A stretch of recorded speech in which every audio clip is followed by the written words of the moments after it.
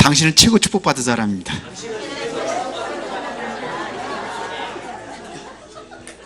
오늘 여러분들 본문에 그렇게 읽었잖아요. 여기 그렇게 되어 있습니다. 하나님이 함께하는 축복은 만사형통의 축복인 줄 믿습니다. 옆 사람 다시 인사하겠습니다. 만사형통의 축복을 누리세요.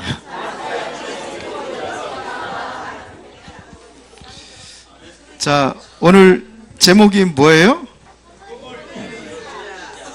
자, 꿈을 이루는 시작입니다. 지난주에는 메시지가 뭐였죠? 지난주 메시지 뭐였어요? 예, 그 전주 메시지는 뭐였죠? 예?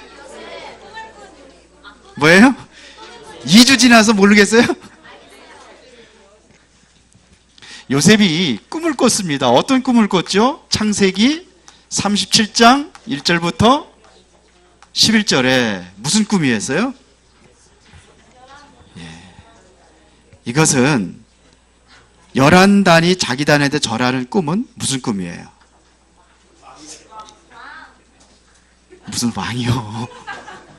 11단이 자기 단한테 절하는 꿈은 무슨 꿈이라고 그랬어요? 아이고 주여. 전도죠. 가정보호망부터 시작되는 전도입니다. 또 뭐가 꿈을 꿨어요? 무슨 꿈을 꿨어요? 또 하나는 해와 달과 11별이 절하는 꿈을 꿨어요. 이것은 무슨 꿈이라고 그랬어요? 세계복음화 선교입니다. 그런데 지금 요셉은 어떻게 됐습니까? 오늘 노예로 갔어요. 이 꿈을 가지고 있는데 노예로 갔어요. 아주 안타까운 그러한 현실로 볼 수가 있습니다. 그러나 이것은 절묘한 하나님의 시간표입니다. 이게 요셉이 꿈을 이루는 시작이다 이겁니다. 꿈을 이루는 시작입니다. 집에서 형들하고 생활한다고 한다면 어떻게 됐을까요? 만약에 요셉이 노예를 안 갔다면 어떻게 됐을까요? 거기서 성공할 수 있을까요? 요셉이 네 번째 족장입니다.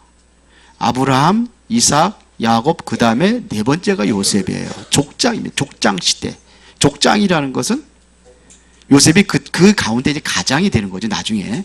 그런 식입니다. 요셉이 그때에 72명이었어요, 가족이. 거기에 장이다 이거예요.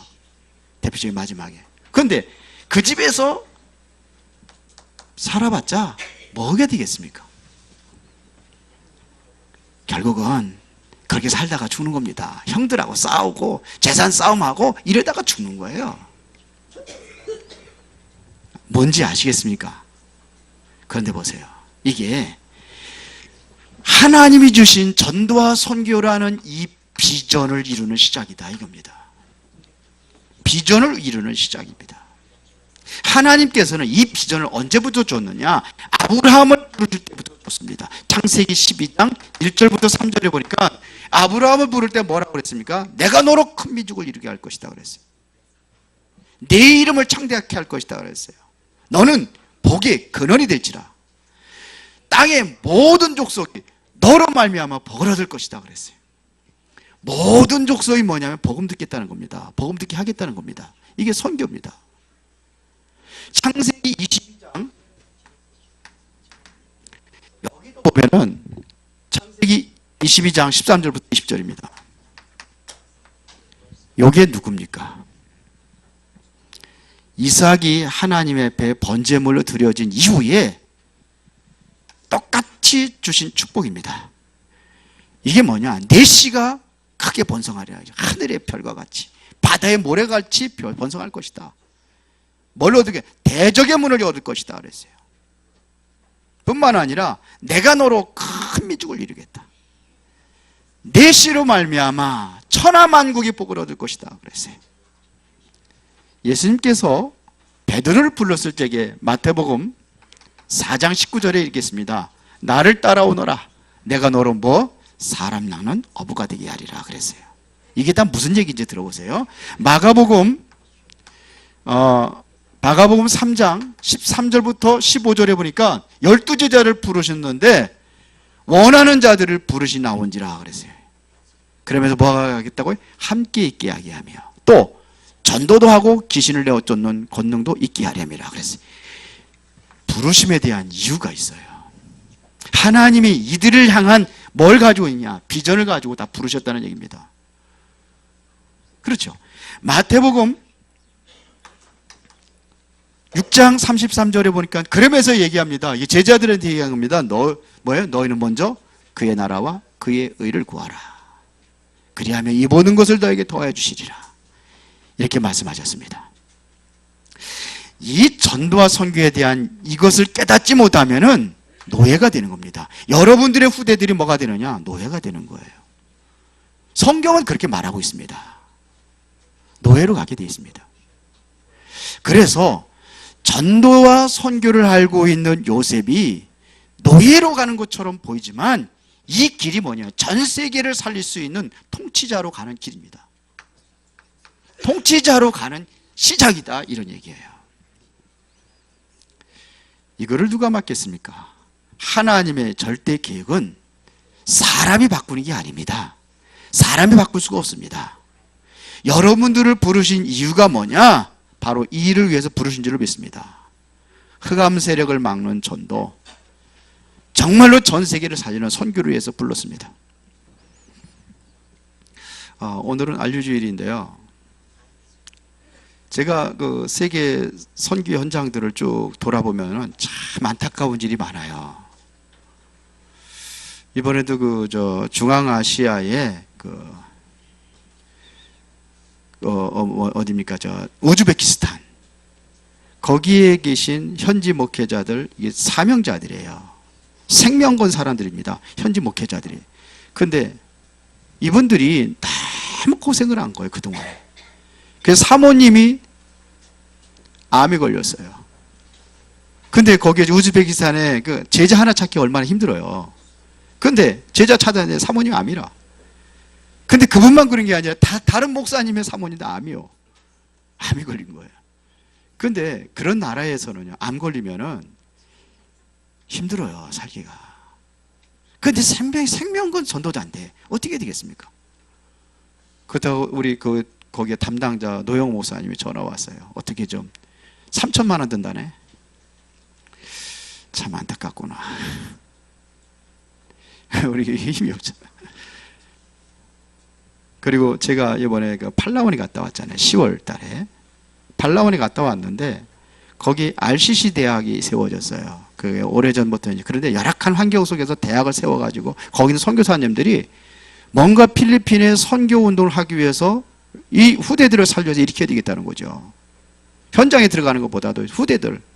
그래서 학교를 세웠는데 이 학교에서 그동안에 잘 움직여가지고 곳곳에다가 이들이 학교 졸업하고 나면 직장 생활 할 거 아니야. 직장에 들어가서 중요한 공무원이라든지 학교 현장에 이런 데 들어가서 이들이 전도 운동을 하는 거예요.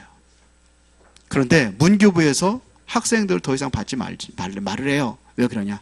너무 환경이 열악하니까 학생들 받지 말라는 거예요. 문을 닫으라는 겁니다.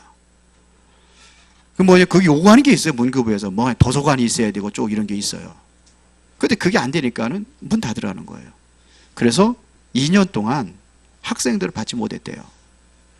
그러면 내년에 또 6월 달까지 그것이 개선이 되지 않으면은 학생도 못 받는 거예요. 그래서 여기저기서 계속 들어갔던 사람들이 헌금을 해가지고 이제 땅을 샀어요. 땅을 사고 제가 갔을 때 기공 예배를 드린 겁니다. 기공 예배를 드리고 이제 건축을. 왜 그러냐? 이제는 건축 이제 기초 공사할 수 있는 돈은 있어요. 거기까지 마련돼. 그래서 들어가는데 앞으로 4억이 부족하답니다. 학교를 세우니까. 우리나라 돈 가지고는 4억까지 어려움 없는데 거기서는 가능합니다. 그렇다고 그런 얘기를 하죠. 마음이 굉장히 아파요. 그래서 가요 같은 식주인이 나와야 되는데 이런 생각이 드는 거예요. 이번에 문화축제를 하고 있는데 마지막에 영상에 뭐가 나오느냐면 그 기도 제목이 나오더라고요. 수원시내 RUTC. 그래서 저는 그걸 언약으로 잡았습니다. 그래. 제가 몇 년 전에 수원시내 RUTC 세우자고 그랬거든요. 우리 노예에서 제가 건의를 했습니다. 조금씩이라도 일단은 종잣돈이라도 우리가 준비하면서 시작을 하자. 그런데 안 됐어요. 그래서 요번에 제가 마음에 다시 품게 하는 거 있죠. 그래, 세워지면은 거기서 신학원도 하고, 우리 후대 청소년 신학원, 우리 또 초신도 하고, 그 다음에 거기서 산업인도 하고, 중직자들 모임도 하고, 우리 서밋학교 우리 교회에서 하지만서도 전체적으로 한번 수원대에서 미자립게 못 하잖아요. 다 할 수 있는 그런 거 했으면 좋겠다. RUTC. 이게 전부 다 뭐냐면 하나님이 주신 비전이에요. 하나님이 주신 꿈을 이루기 위해서. 그래서 기도하고 우리 목사님 몇 목사님들 했더니 좋다는 겁니다. 그러면 시작을 하자. 개인 이름으로 하지 말고 비영리 법인 내 가지고 하자. 그래서 정관 만들고, 그리고 이사들 만들고, 이사장은 누가 하느냐? 이사비 제일 많이 하는 사람. 그랬더니 어떤 보니까 안 된다. 일단 우리 한번 모이자. 하나님이 주신 비전이라고 한다면은 아무도 막을 수 없을 것입니다. 왜 아멘들 안 하십니까? 헌금하라고 그렇게 그러냐? 하나님이 하시는 거예요. 요셉은 뭐냐? 노예로 가는 것이, 이게 바로 하나님께서 주신 꿈을 이루는 시작이었어요. 그 꿈을 이루려면은 정말로 탄탄대로 고속도로 같이 쫙 물이 뚫릴 줄 알았는데 하나님은 그렇게 안 하셔요. 참 이상하시죠? 하나님은 절대로 그렇게 하는 적이 한 번도 없어요. 세계보험 하려면 예수님께서 탄생할 적에도 저 헤롯 왕궁에서 탄생하든지 왕자로. 근데 참 초라한 그 마국간에, 여러분들 아무리 초라하더라도 마국간 말 구유에 태어난 사람들 없잖아요. 그렇게 시작을 하셔요. 하나님은 어떻게 시작하냐? 그냥 그 갈릴리 촌사람들 불러가지고 세계보험 하겠다고. 우리 교회는 절대 안 될 것 같은데 제가 소망을 가졌습니다. 하나님은 저렇게 시작하시는구나. 갈릴리 촌사람도 불러가지고 하시는구나. 우리 교회 보면 돈 있는 사람들이 없어, 별로. 하나님이 하시면 되는 줄 믿습니다.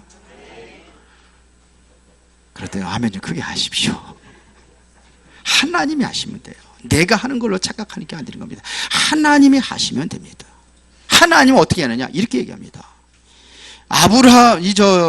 요셉을 불러서 애굽의 노예로 가게 한 것은 바로 흑암 세력을 막는 전도, 흑암 세력을 꺾기 위한 선교를 위해서 부르신 겁니다. 그래서 노예로 가는 그 길은 뭐냐? 하나님의 말씀 성취의 길입니다. 말씀 성취의 시작이다 이거예요. 하나님 주신 말씀을 성취해 나간단 말입니다. 하나님께서 요셉에게 전도와 선교에 대한 이 비전을 주었는데 그 길이 뭐냐면 노예라는 것을 선택을 했다는 얘기입니다. 노예로 가는 이 길은 어쩌면 큰 고통의 길입니다. 이제 이거를 성경에 연구한 사람들이 있잖아요. 이 사람들을 쭉 연구했는데 요셉이 보디발의 집에 노예로 팔려갈 때까지 기간이 3개월이 걸렸답니다. 3개월 동안 어떻게 갔느냐? 제대로 먹지도 못하고 세수도 못하고 닦지도 못하고 그렇게 짐승처럼 그렇게 사는 거예요. 그게 노예입니다. 그래서 이 사람이 정말로 노예시장에서 팔을 때 이게 건강한지, 어떤지 젊은 노예인지 늙은 노예인지 알아보기 위해서는 이빨을 검사했답니다. 이빨을 딱 검사해가지고 이빨이 싱싱하면은 이거는 건강한 노예예요. 이빨이 좀 부서지고 그랬다 그래, 이거는 쓸모없는 노예. 이렇게 값을 그렇게 치렀다고 그래요. 그러니 이 길이 얼마나 고통스럽겠습니까? 그 당시에 교통수단이 없었잖아요. 요즘 비행기 타고 가면 미국도 하루면 가잖아요. 그런데 그렇게 안 간 거예요. 교통수단이 그렇지 않습니다. 그리고 여시장, 저시장 안 팔릴 수도 있거든요. 빨리 팔으면 다음날 또 팔을 수도 있는데 이게 안 그런 거예요. 여기저기 끌려다니는 겁니다. 그런데 요셉은 뭘 가지고 있었느냐? 여기서 이야기한 것 같지만 비밀이 있었습니다. 그런 과정에서도 요셉이 흔들리지 않았던 것은 뭐냐면 언약입니다. 이거를 가지고 있었어요. 꿈. 그래서 요셉은 흔들리지 않았습니다. 세계복음화라는 비밀을 가지고 있어요. 가정복음화라는 비밀, 언약을 가지고 있었습니다. 그래서 애굽 복음화 운동의 가장 적절한 방법이 뭐냐? 하나님께서 노예라는 것을 선택한 겁니다. 이게 그러니까 이것이 바로 노예로 가는 길입니다. 이게 노예라는 것이 뭐냐면 길이에요. 하나님께 만드는 길입니다. 어떻게 이걸 할 수 있느냐? 창세기 45장 5절에 보니까 요셉이 고백을 했습니다. 형들을 만났을 때 형들이 나를 이곳에 팔았으면 한탄하지 마소, 근심하지 마소 그랬거든요. 왜? 형들이 팔았는데 형들이 안 팔았대. 우리 같으면 이 윈수 이를 갈면서 어떻게든 윈수를 갚아야지 이렇게 해야 될 텐데 요셉은 안 그랬어요. 우리를 그럴 겁니다. 그런 사건을 만나면 여러분 어떻게 하겠습니까? 억울하고 분노에 차가지고 내가 언젠가는 내가 탈출해가지고 언젠가는 내가 보복을 해야지. 형들 잡아 죽이기 전에 나는 눈을 못 감아. 대부분의 사람들 그러죠. 그렇지 않으면 어떻게든 내가 노예를 해서 여기서도 좀 어떻게 좀 먹고 살아야 되지 않겠느냐 이렇게 생각할 수도 있겠죠. 근데 요셉은 안 그랬어요. 하나님께서 나를 이곳에 보냈구나. 왜? 나를 앞서서 지금 꿈을 이루게 보냈구나. 이거를 요셉이 고백을 했어요. 형들이 한 게 아니래요. 우리 형들은 무서워서 죽을까 봐 벌벌 떨고 있는데 요셉은 안타까워서 울잖아요. 통곡을 하며 울잖아요. 이게 지금 바로 왕궁에까지 들렸다고 그랬잖아요. 얼마나 크게 울었는지. 괜찮습니다. 지금 여러분들 어려움을 당하고 있습니까? 그게 바로 하나님께서 여러분들이 언약의 꿈을 가지고 있다면 이루는 시작입니다. 보디발의 집에 갔어요. 그것도. 보디발이 어떤 사람입니까? 군대 장관입니다. 장관 집으로 갔습니다. 이게 우연이 아니잖아요. 이것은 바로 하나님의 절대 계획 속에 진행되는 과정이라는 얘기입니다. 보디발의 집에 노예로 갔어요. 바로 이게 하나님의 나라를 이루는 시작입니다. 요셉이 노예로 간 것은 말씀 성취의 길이고 보디발의 집에 간 것은 하나님의 나라를 이루는 시작입니다. 보세요. 이게 하나님의 계획입니다. 그래서 오늘 창세기 39장 2절에 보니까 여호와께서 요셉과 뭐 하심으로? 함께 하심으로 그가 뭐가 됐어요? 형통한 자가 되어 그의 주인 애굽 사람의 집에 있으니 그랬어요. 여기서 하나님과 함께하는 이 비밀을 누린 겁니다. 이게 축복이에요. 그래서 형통한 자가 되어 그랬습니다. 하나님의 말씀은 절대로 아무도 막을 수가 없습니다. 하나님의 말씀은 성취되게 되어 있습니다. 이거를 누가 봤느냐? 3절에 보니까 보디발이 봤어요. 형통한 이 축복을 가지고 있다는 사실을 보디발이 봤단 말입니다. 보세요. 그래서 보디발이 가정의 총무로 세웁니다. 그렇죠? 그래서 39절에 3절에 보니까 그의 주인 여호와께서 그와 함께 하심을 보며 여호와께서 그의 범사에 형통하게 하시고, 누가 형통하게 했어요? 하나님이 하신 거예요. 이 축복을 여러분들 누리기를 바랍니다. 형통한 축복 다 받기를 원하시죠? 그것만 받기 원하시죠? 앞에 거를 봐야 돼요. 이게 보면은 형통한 축복을 여러분도 받게 될 줄로 믿습니다. 그래서 가정의 총무로 세웁니다. 그래서 4절에 요셉이 그의 주인에게 은혜를 입어 섬김에 그가 요셉을 가정 총무로 삼고 자기의 소유를 다 그의 손에 위탁하니, 지금까지 뭐냐면 보디발이 했던 일을 전부 다 누구한테 맡겼느냐? 요셉에게 맡겼어요. 지금도 한 번도 다른 사람이 맡긴 적이 없다는 얘기입니다. 그렇죠? 자기가 관리하고 자기가 모든 것을 움직여 나갔는데 모든 것을 요셉에게 다 맡겨버렸어요. 그러면서 6절에 얘기합니다. 보세요. 5절에 그가 요셉에게 자기의 집과 그의 모든 소유물을 주관하게 한 때부터 여호와께서 요셉을 위하여 그 애굽 사람의 집에 복을 내리심으로, 애굽 사람의 집에 복을 내렸다 했습니다. 뿐만 아니라 여호와의 복이 그의 집과 밭에 있는 모든 소유에 미친지라 그랬어요. 가정 총무를 삼은 그 이후에 어디에다 축복을 주었느냐 하면은 그 집에다 축복을 주고 어디까지요? 이 밭에까지 축복을 줬어요. 밭에까지 축복을 줬어요. 밭에 뭐가 있습니까? 배추를 하나 심으면 슈퍼 배추가 되는 거예요. 무를 심으면 무가 슈퍼 무가 되는 거예요. 왜? 축복하니까요. 흉년이 들어도 요셉의 그 관리하는 이 밭에는 항상 풍년이요. 이거를 뭐가 무슨 축복? 형통한 축복입니다. 이런 축복 누리시기 바랍니다. 싫은가 봐. 누리기 싫어요? 이게 무슨 얘기냐? 흑암이 무너지고 여기에 하나님의 나라가 이루어졌다는 겁니다. 이것이 하나님의 목표입니다. 이것이 하나님의 계획입니다. 여러분들이 이 언약을 붙잡으면 동일한 하나님의 축복이 여러분들이 이루어질 줄로 믿습니다. 진정한 전도의 시작이 여기서 일어난 겁니다. 누가 보느냐? 불신자가 보고 알아요. 여러분들이 하나님 함께하는 걸 누가 보고 알아요? 불신자가 보고 알아요. 여러분들이 이상하다? 불신자들이 알아요. 예수 믿는 게 저 따위냐? 누가 알아요? 불신자가 알아요. 여러분의 집에 있는 불신자 남편이 알고 자녀들이 알아요. 보세요. 그런데 더 기가 막힌 것은 또 뭐냐면 억울하게도 누명을 씁니다.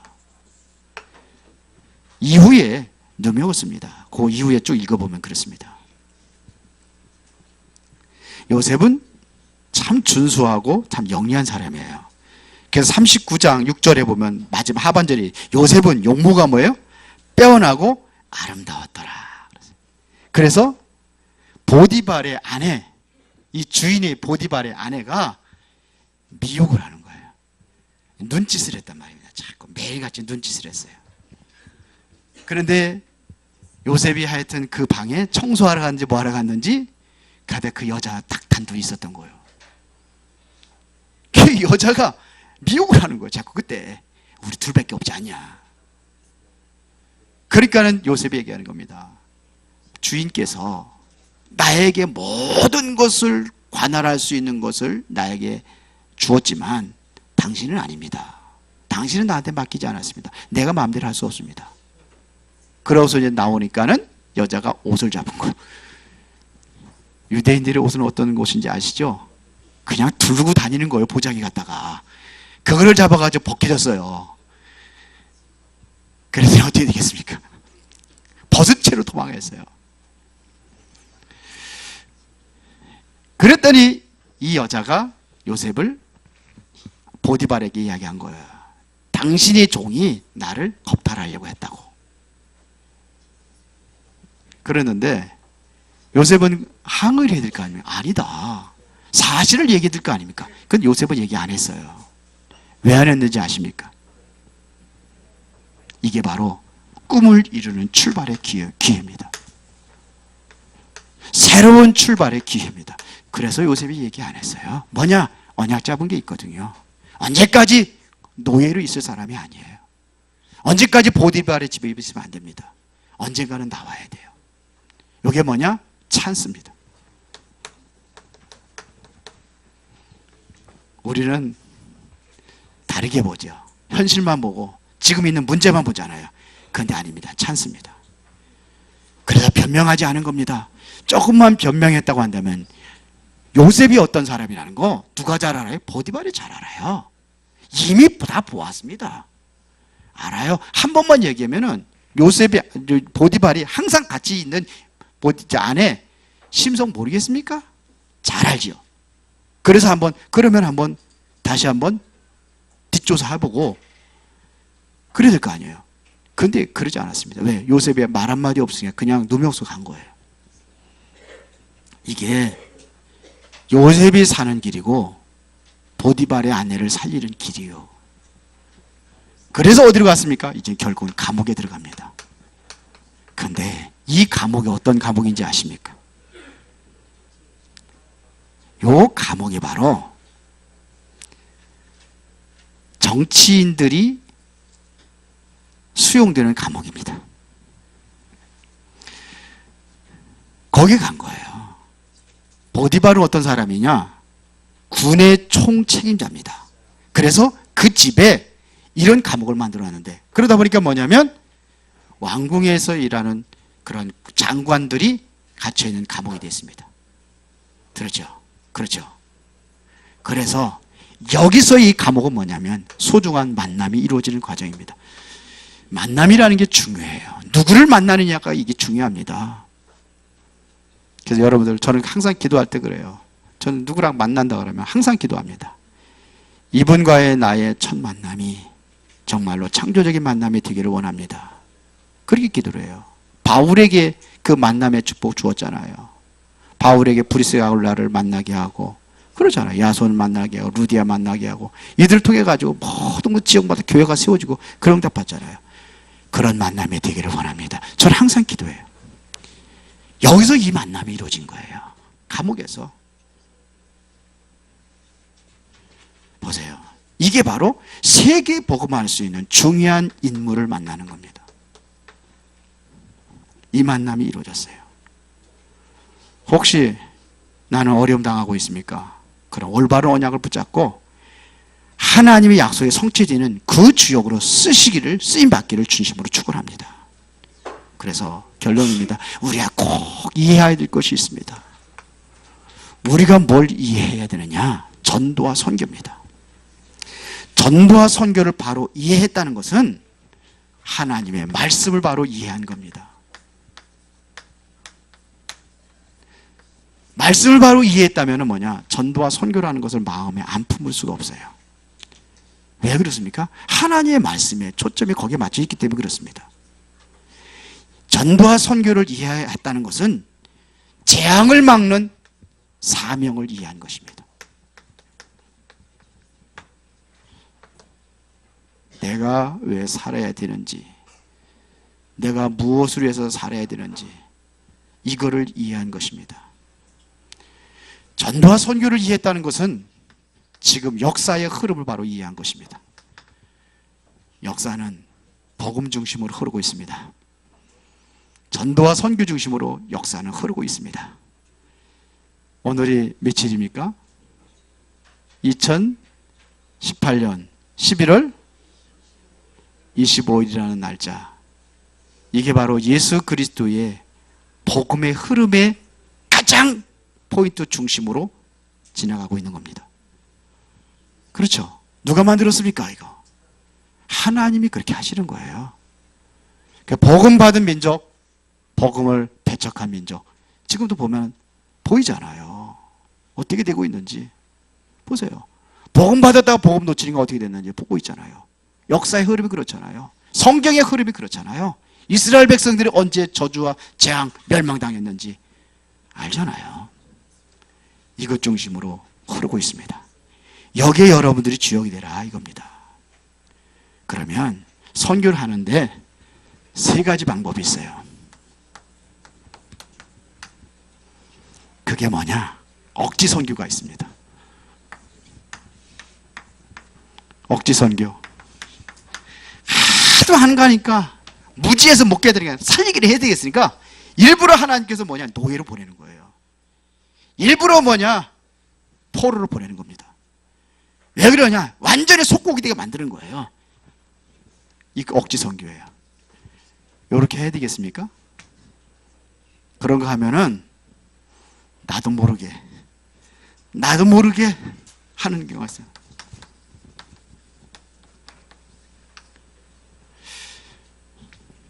팔라원 살리기 위해서 RCC 대학 우리 선교원금 하자.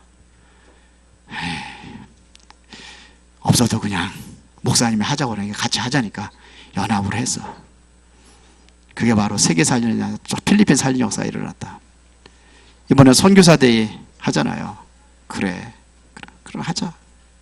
어쩌다 보니까는 나도 모르게 그냥 뭔지도 모르고 하자게 했어. 소자에게 냉수 한 그릇 대접하는 그 상을 어떻게 해라? 결코 잃지 아니하리라. 이게 바로 뭐냐? 하나님의 은혜입니다. 은혜 속에 들어간 겁니다. 이 은혜 속에 들어간 거예요. 이렇게 하는 게 있어요. 그런가 하면은요, 제대로 알고 한 선교가 있습니다. 이것을 뭐라고 하냐? 사명이라고 합니다. 정말 사명을 가지고 하는 사람들이 있어요. 이게 바로 이드로와 같은 사람입니다. 모세를 도왔던 이드로, 기생 라합, 알고 있었어요. 왜 해야 되는지. 벌써 하나님의 역사를 알고 있었어요. 그래서 기생 라합이 뭐냐? 정탐꾼을 도와주는 겁니다. 오바댜 같은 사람은 정말로 왕의 신임받는 충성스러운 사람이요. 그런데 그 당시 아합 왕은 선지자들 다 죽이러 쫓아다니고 있는데 오바댜는 100명의 선지생들을 보호했어요. 숨겨놓고 그들을 먹여 살렸어요. 100명의 선지자들을 다 죽이는데, 이거는 생명 건 겁니다. 초대교회 성도들 어떻게 했습니까? 생명 걸고 전도와 선교회를 감당했습니다. 이게 로마서 16장의 사람들입니다.